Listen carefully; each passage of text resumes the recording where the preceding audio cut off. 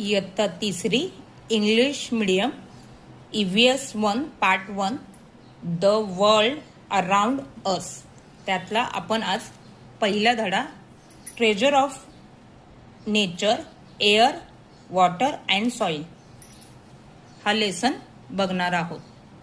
आता इथे काही पिक्चर दिलेले आहे ते ऑब्झर्व करायचे आणि त्याचे थोडेसे प्रश्न उत्तरे आपण बघणार आहे.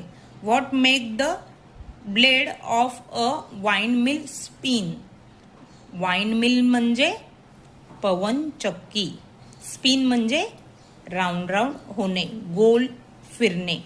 ब्लेड पवन चक्कीचे, वाईन मिलचे जे ब्लेड आहे हे कशामुळे फिरतात.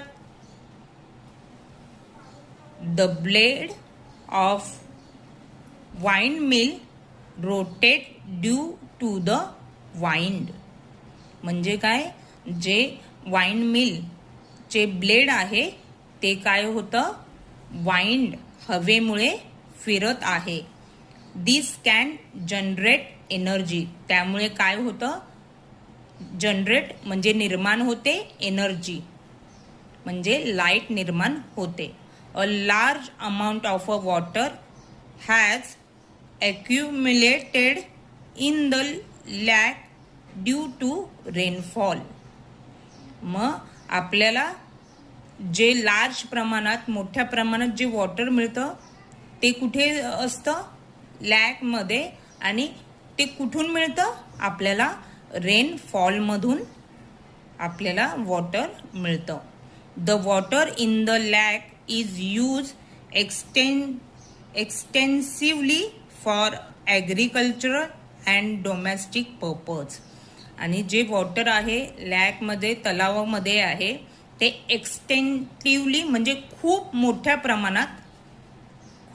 प्रमाणात आपल्याला ॲग्रिकल्चर म्हणजे शेती आणि डोमेस्टिक पर्पज वेगवेगळ्या पद्धतीमध्ये, वेगवेगळ्या रोजच्या उपयोगामध्ये हे वॉटर म्हणजे पाणी लागतं. Crop and tree are also see growing on the land. आणि जे क्रोप म्हणजे पीक आहे आणि झाडं आहे ते ग्रो होतात कुठे, लँडवर. कशामुळे, वॉटरमुळे. Air water and soil are natural elements. Air water आणि सॉइल काय आहे, नॅचरल एलिमेंट आहे, नॅचरल साधने. हे कोणीही माणूस बनवत नाही, निसर्गाने दिलेले आहे. The elements that human get from nature and use in their daily life. आणि ह्युमन म्हणजे माणूस आहे त्याला नेचर मधल्या वस्तू डेली यूजसाठी, जगण्यासाठी लागतात. They are called as natural resource. त्यालाच काय म्हणतात, नैसर्गिक साधने असं म्हणतात, नैसर्गिक साधने. Air water and soil are natural resource around us, so let's know about them. आपल्याला माहिती आहे एअर, वॉटर आणि सॉइल हे नॅचरल रिसोर्स कुठे असतात, आपल्या आजूबाजूला आहे. हे आपल्याला चांगलंच माहीत आहे. Let's understood. We can not see air. आपल्याला माहिती आहे आपण एअर म्हणजे हवा बघू शकत नाही.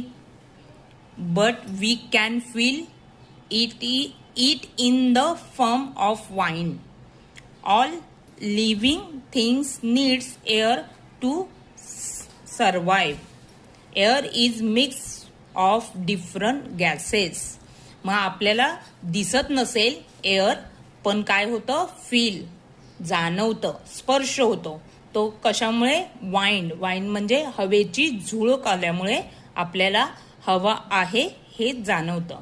आणि प्रत्येक लिव्हिंग थिंग्सला एअर, हवा,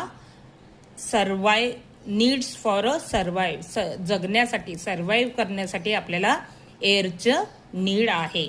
पण एअरमध्ये काय असतं, मिक्सचर ऑफ डिफरंट गॅसेस. एअरमध्ये पण वेगवेगळे गॅसेस असतात. The main compounds of air are nitrogen, oxygen and carbon dioxide. Main component म्हणजे घटक. त्यात एअरमध्ये कोणते घटक असतात? नायट्रोजन, ऑक्सिजन आणि कार्बन डायऑक्साईड हे घटक असतात. हे गॅसेस असतात. Apart from these other gases are also present in small quantities in air. आणि ह्या 3 गॅसेस सोडून अजून सुद्धा बरेच गॅसेस असतात, पण ते स्मॉल क्वांटिटी म्हणजे थोड्या कमी क्वांटिटी म्हणजे कमी व्हॅल्यूमध्ये ते एअरमध्ये असतात. Oxygen is essentials for all living things. Oxygen आपल्याला काय होतं? प्रत्येक लिव्हिंग थिंगला गरजेचं आहे. Air is always changing. Everyone need to take care that the air in the atmosphere remain clean and pure. It lets us understand the use of air in daily life. Air काय असतं? Air प्रत्येक वेळी काय असतात? Changing असतात.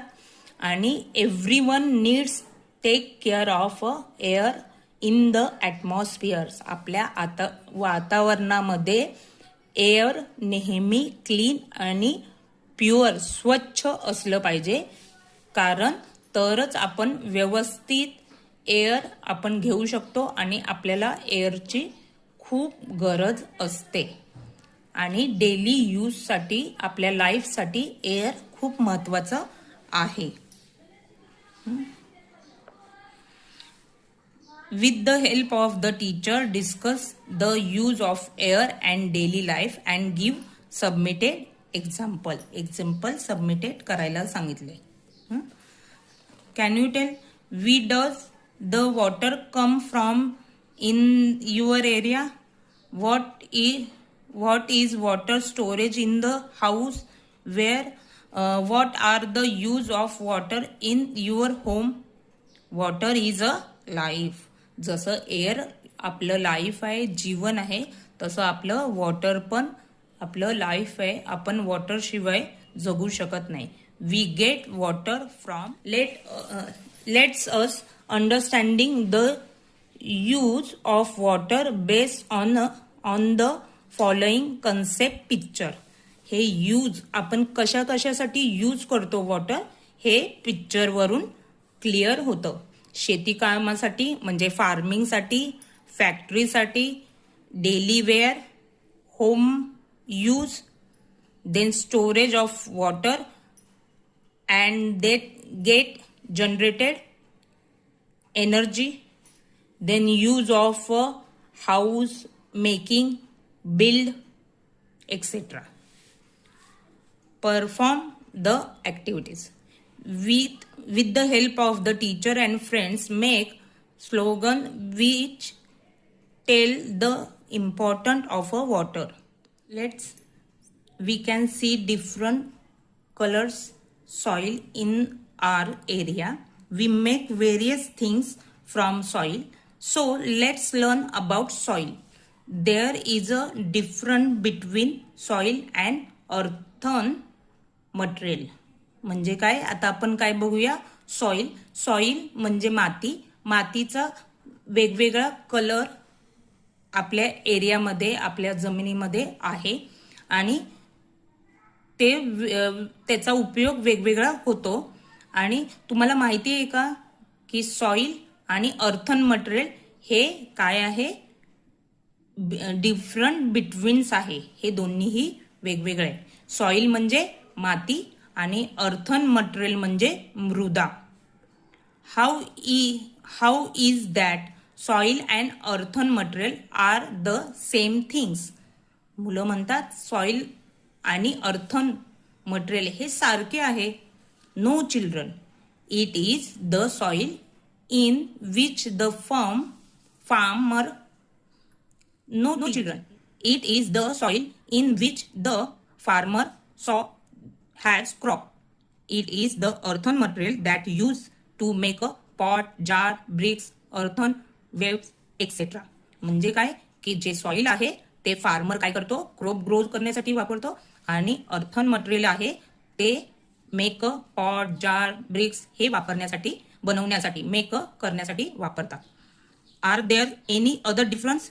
So soil is a material made up of sand, rock, fragments, dust particles, silts etcetera find on the ground. जमिनीमध्ये soil हे कसं तयार होतं? वाळू, रॉक जे दगड आहे त्यांचे, परत छोटे छोटे बारीक बारीक धुळीचे कण, ह्यापासून काय तयार होतं? आपलं सॉइल तयार होतं. I understood teacher. Soil is form from small piece of a rock. Soil म्हणजे काय होतं? फॉर्म बनवलं जातं कशामुळे? स्मॉल रॉकच्या पीस पासून तयार होतं. Those piece are converted into particles and the remains of plants and animals are mixed with them. The mix formed from the such a rock and mixed with a microorganism is called as soil. म्हणजे काय? जे छोटे छोटे particle रॉक्सचे आहेत, माती दगडाचे आहेत छोटे छोटे त्याच्यात काय काय अजून पार्टिकल्स मिक्स होतात? प्लांट्सचे, ॲनिमल्सचे, हे सगळं मिक्स होऊन जे मायक्रो ऑर्गॅनिझम्स तयार होतं त्याला सॉइल असं म्हणतात.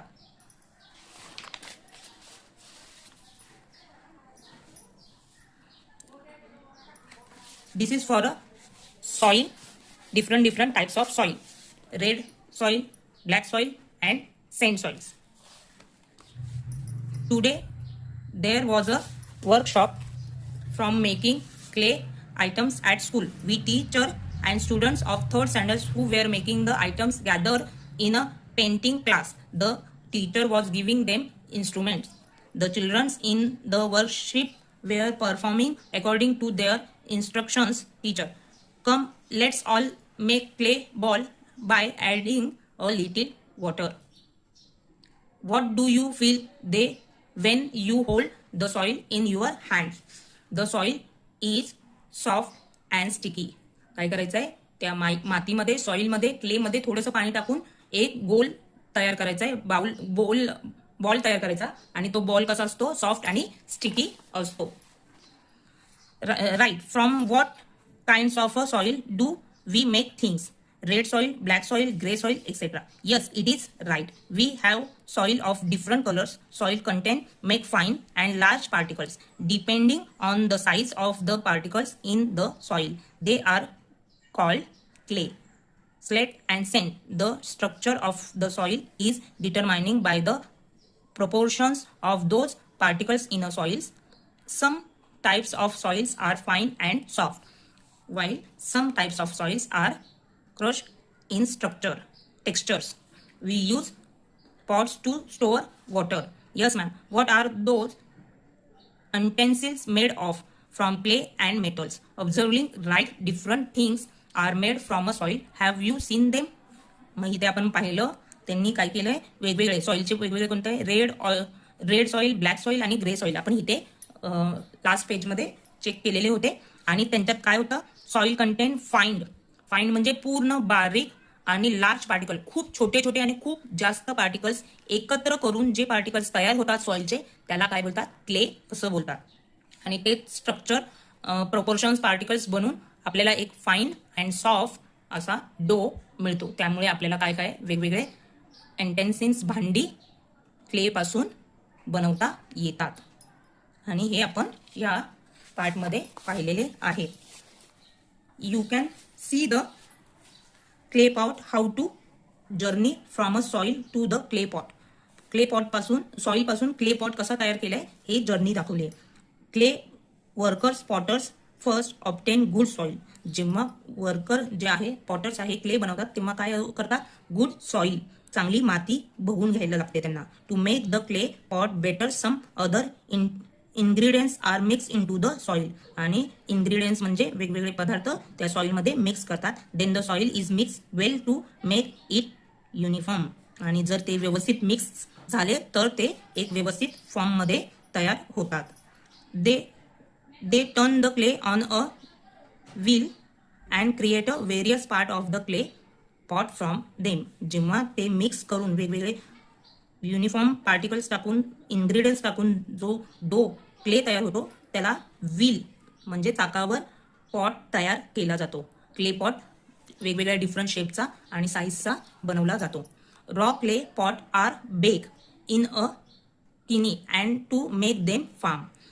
काय करतात, जो क्लेपासून पॉट बनवलेले ते काय करतात, बेक करतात. क्लीन म्हणजे भट्टी. किनी म्हणजे भट्टीत ते तापून एक फॉर्म तयार होतात. प्रिपेअर क्ले पॉट आणि भट्टीत भाजून घेतल्यानंतर बेक केल्यानंतर ते वापरण्यासाठी तयार असं क्ले पॉट होतो.